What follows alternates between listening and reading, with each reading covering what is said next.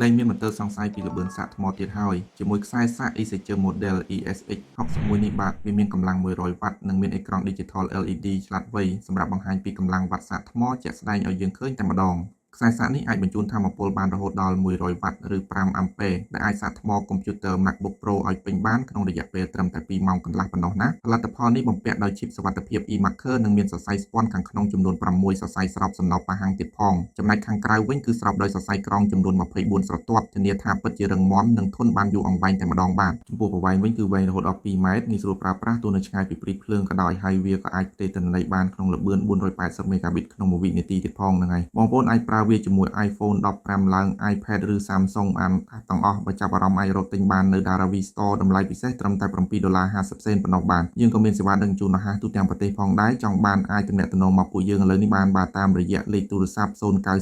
480 800ឬក៏078 480 800ណាបាទ